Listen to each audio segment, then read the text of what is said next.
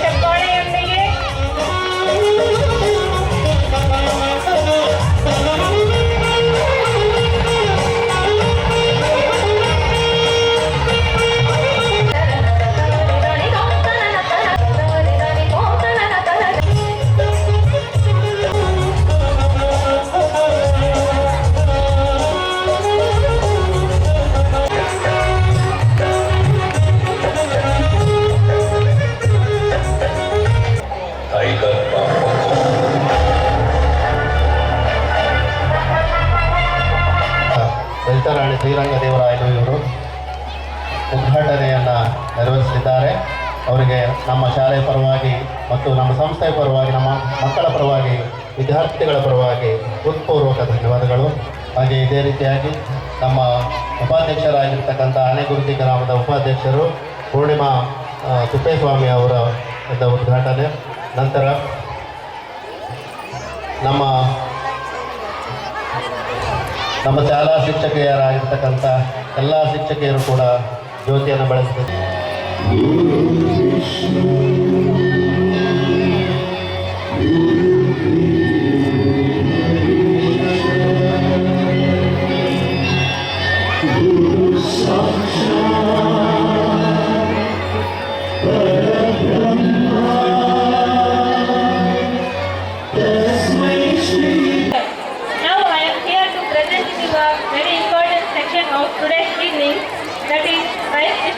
Ceremony for the session 2023-24.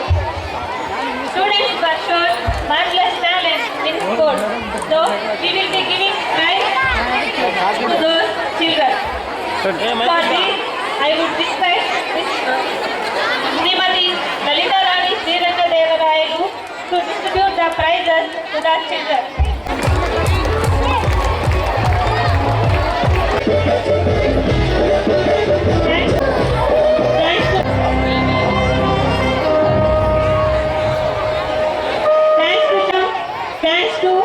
Srimati Sharada Bai ma'am. Kumar. Third prize goes to Omkar. Thanks to Omkar. Thanks me.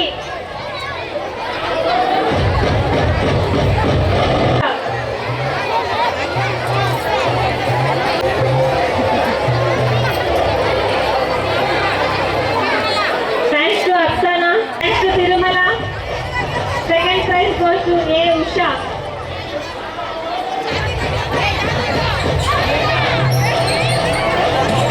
Thanks to Usha. Third prize goes to Sahasra. Thanks to Sahasra.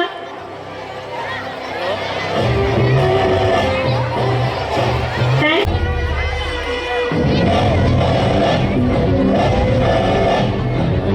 Thanks to Kalanta Ruler. Second prize. Thanks to Muhammad Amir. Third prize goes to Thanks to Aisha Siddiq. Thanks to Kirtana. Thanks to Premika. Thanks to ಕಟ್ಟಡದಲ್ಲಿ 2001 ಮತ್ತು 2ನೇ ಸಾಲಿನಲ್ಲಿ 1ನೇ ತರಗತಿಯಿಂದ 5ನೇ ತರಗತಿವರೆಗೆ ಸರ್ಕಾರದ ಅನುಮತಿಯನ್ನು ಪಡೆದು ಪ್ರಾರಂಭಿಸಲಾಯಿತು. 2003-4ನೇ ಸಾಲಿನಲ್ಲಿ ಜೈನ ಮಂದಿರದ ಹತ್ತಿರವಿರ್ತಕ್ಕಂಥ ಪ್ರಕಾಶ್ ರಾಜ್ ಹಾಗೂ ರಾಮರಾಜ್ ರವರ ಮನೆಯಲ್ಲಿ ನಡೆಸಲಾಯಿತು. 2007-8ನೇ ಸಾಲಿನಲ್ಲಿ 6 ಮತ್ತು 7ನೇ ತರಗತಿವರೆಗೆ ಸರ್ಕಾರದಿಂದ ಅನುಮತಿಯನ್ನು ಪಡೆದು ತರಗತಿಗಳನ್ನು ಪ್ರಾರಂಭಿಸಲಾಯಿತು. ಹಾಗೂ 2007-8ನೇ ಸಾಲಿನಲ್ಲಿ ಪ್ರಸ್ತುತವಿರುವ ಸ್ಥಳವನ್ನು ಖರೀದಿಸಿ 2013-14ನೇ ಸಾಲಿನಲ್ಲಿ ನೂತನವಾಗಿ 5 ಕೋಣೆಗಳನ್ನು ನಿರ್ಮಿಸಲಾಯಿತು. ಮತ್ತು 15-16ನೇ ಸಾಲಿನಲ್ಲಿ ಇನ್ನುಳಿದ 7 ತರಗತಿ ಕೋಣೆಗಳನ್ನು ಸಹ ನಿರ್ಮಿಸಲಾಯಿತು. 23/6/2016ರಂದು ಹೊಸದಾಗಿ ನಿರ್ಮಿಸಿದ ಕೋಣೆಗಳ ಉದ್ಘಾಟಕರಾಗಿ ಮುಖ್ಯ ಅತಿಥಿಗಳಾಗಿ ಶ್ರೀಮತಿ ಲಲಿತಾರಾಣಿ ಶ್ರೀರಂಗದೇವರಾಯಲು ಅವರು ಸಹ ಆಗಮಿಸಿದರು. ಪ್ರಸ್ತುತ ಶೈಕ್ಷಣಿಕ ವರ್ಷದ 23ನೇ ವಾರ್ಷಿಕೋತ್ಸವಕ್ಕೂ ಸಹ ಉದ್ಘಾಟಕರಾಗಿ ಆಗಮಿಸಿರುವುದು ನಮಗೆ ಬಹಳ ಸಂತೋಷವನ್ನುಂಟು ಮಾಡಿದೆ. ಇದಕ್ಕೆ ಅವರಿಗೆ ನಮ್ಮ ಶಾಲೆಯ ಪರವಾಗಿ, ಸಂಸ್ಥೆಯ ಪರವಾಗಿ ಹಾಗೂ ಶಿಕ್ಷಕ ವೃಂದದ ಪರವಾಗಿ, ಮಕ್ಕಳ ಪರವಾಗಿ, ನಿಮ್ಮೆಲ್ಲರ ಪರವಾಗಿ ಮತ್ತೊಮ್ಮೆ ಮೊದಲೊಮ್ಮೆ ನಮಸ್ಕಾರಗಳನ್ನು ತಿಳಿಸುತ್ತಾ ಮತ್ತೆ ವರದಿಯನ್ನು ಮುಂದುವರಿಸಿದ್ದೇನೆ. 2012-13ನೇ ಸಾಲಿನಲ್ಲಿ ನಿಮ್ಮೆಲ್ಲರ ಸಹಕಾರದೊಂದಿಗೆ ವಲಯ ಮಟ್ಟದ ಕ್ರೀಡಾಕೂಟವನ್ನು ಯಶಸ್ವಿಯಾಗಿ ನಡೆಸಲಾಯಿತು. 2018-19ನೇ ಸಾಲಿನಲ್ಲಿ ಬೇಬಿ ಕ್ಲಾಸ್ನಿಂದ 8ನೇ ತರಗತಿವರೆಗೆ ಡೆಸ್ಕ್ಗಳ ವ್ಯವಸ್ಥೆಯನ್ನು ಸಹ ಮಾಡಲಾಗಿದೆ. 21ನೇ ಹಾಗೂ 21-22ನೇ ಸಾಲಿನಲ್ಲಿ ಕೋವಿಡ್ ಕಾರಣದಿಂದ ಶಾಲಾ ಫೀಯಲ್ಲಿ ಸರ್ಕಾರದ ಆದೇಶದಂತೆ ರಿಯಾಯಿತಿಯನ್ನು ಸಹ ಕೊಡಲಾಯಿತು. ಇನ್ನು ಮುಂದಿನ ಶೈಕ್ಷಣಿಕ ವರ್ಷದಲ್ಲಿ ಮಕ್ಕಳ ಪ್ರಗತಿಗಾಗಿ ಹೆಚ್ಚಿನ ಆದ್ಯತೆಯನ್ನು ಕೊಟ್ಟು ಮಕ್ಕಳ ಪ್ರಗತಿಗಾಗಿ ಶ್ರದ್ಧೆ ವಹಿಸಲಾಗುವುದು ಎಂದು ಈ ನಿಟ್ಟಿನಲ್ಲಿ ಪಾಲಕ ಪೋಷಕರಿಗೆ ನಮಗೆ ಸಹಕಾರವನ್ನು, ಪ್ರೋತ್ಸಾಹವನ್ನು ಕೊಟ್ಟಿದ್ದೀರೆಂದು ಆಶಿಸುತ್ತಾ, ಇದು ನಿಮ್ಮೆಲ್ಲರ ಶಾಲೆ, ಇದು ನಮ್ಮ ಊರಿನ ಶಾಲೆ ಎಂಬ ಅಭಿಮಾನ ಈ ಕಾರ್ಯಕ್ರಮ ಅಂದರೆ ಸರಸ್ವತಿ ಸ್ತುತಿ ಮಾಡೋ ಕಾರ್ಯಕ್ರಮ. ಆಮೇಲೆ ಗುರುಗಳು ನಿಜವಾಗಲೂ ಗುರುಗಳನ್ನ ನೆನೆಸ್ಬೇಕಾಗತ್ತೆ. ಈ ಕಾರ್ಯಕ್ರಮ ಆದರೂ ಇರ್ಬೋದು, ಅವರು ಎಜುಕೇಷನ್ ವಿಚಾರದಲ್ಲಾದರೂ ಇರ್ಬೋದು. ಆಮೇಲೆ ನಾವೆಲ್ಲ ಅತಿಥಿಗಳು ಬರ್ತೀವಿ. ಯಾಕೆಂದರೆ ಗುರು ವಿಷ್ಣು, ಗುರುದೇವು, ಮಹೇಶ್ವರ ಅಂತ. ಮುಖ್ಯವಾಗಿ ಶಾಲೆ ಬಗ್ಗೆ ಮಾತಾಡಬೇಕಾದ್ರೆ ಮೇಡಮ್ ಅವರು ಫಸ್ಟ್ ಸ್ಟಾರ್ಟಿಂಗ್ನಲ್ಲಿ ತುಂಬ ಕಷ್ಟಪಟ್ಟು ಈ ಶಾಲೆ ನಿರ್ಮಾಣ ಮಾಡಿದರು.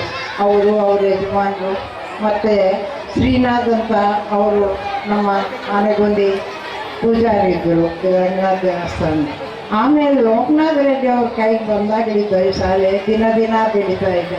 ಮುಖ್ಯವಾಗಿ ಅವರು ಟೀಚಿಂಗ್ ಮಾಡೋ ವಿಧಾನ, ಅವರು ಕೆಲವೊಬ್ಬರು ಶಾಲೆ ಅಂದಮೇಲೆ ಹಳ್ಳಿಯಾಗಿ ನಡೆಸ್ಬೇಕಾದ್ರೆ ತುಂಬ ಕಷ್ಟ, ನನಗೆ ಗೊತ್ತು.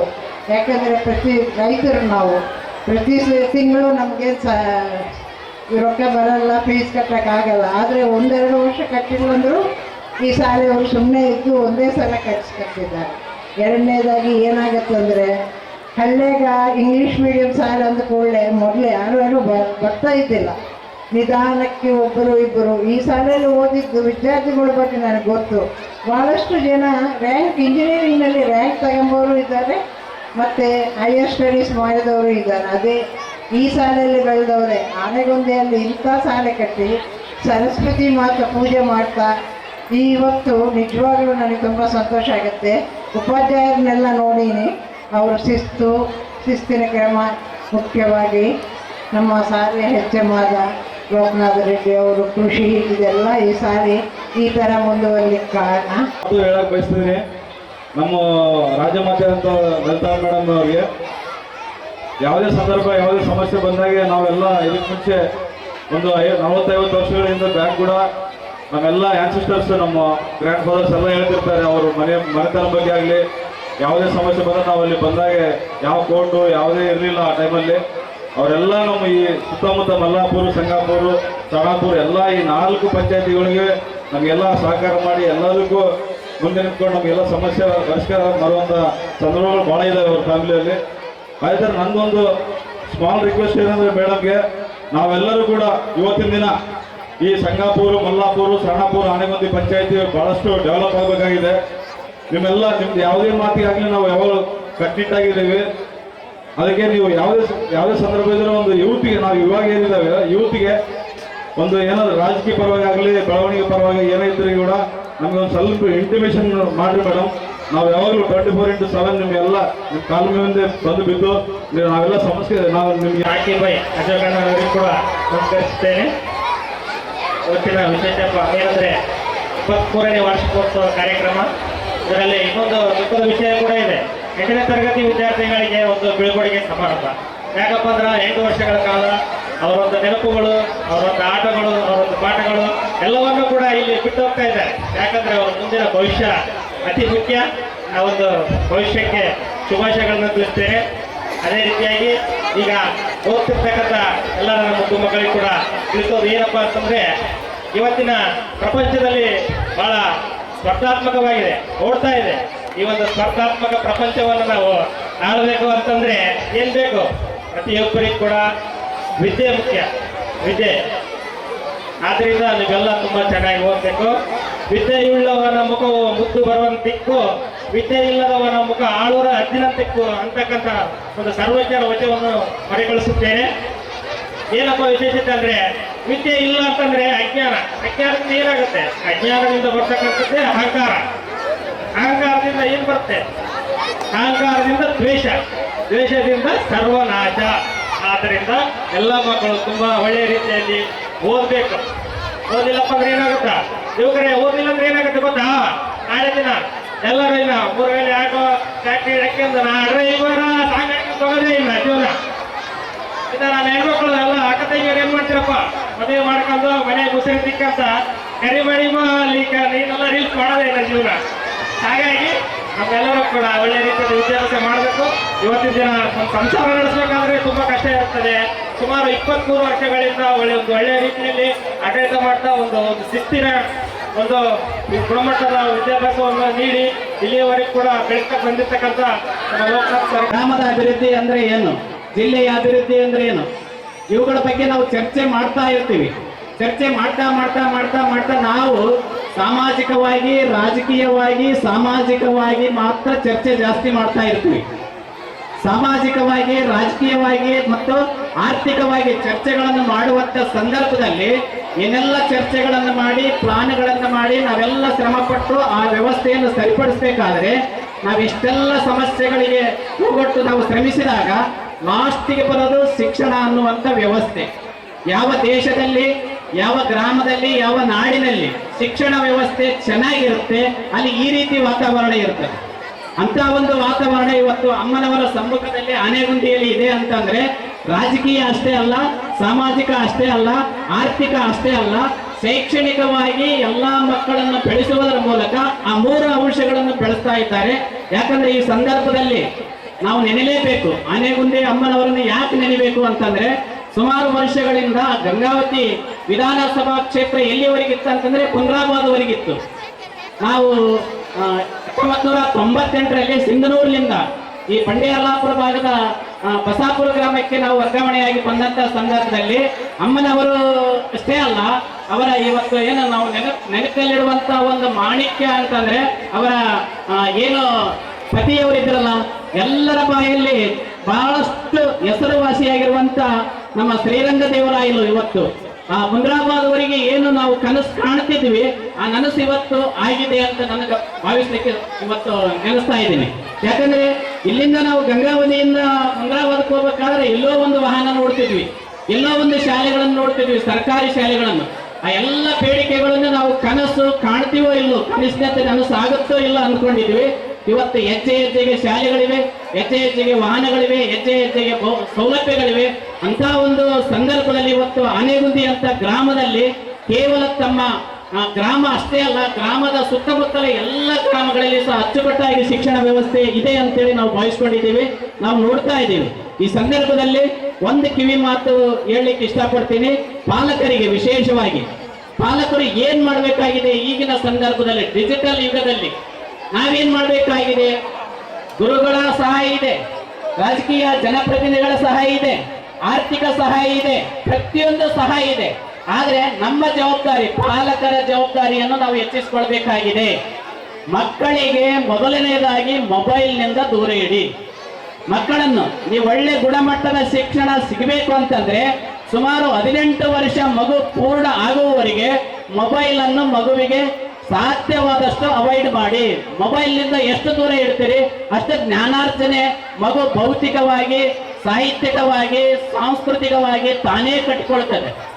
ಆದರೆ ಕಾರ್ಯಕ್ರಮದಲ್ಲಿ ಭಾಗಿಯಾಗಬೇಕಂತೇಳಿ ತಮ್ಮಲ್ಲಿ ಕೇಳ್ಕೊಳ್ತಾ ಇದ್ದೇವೆ. टाइगर का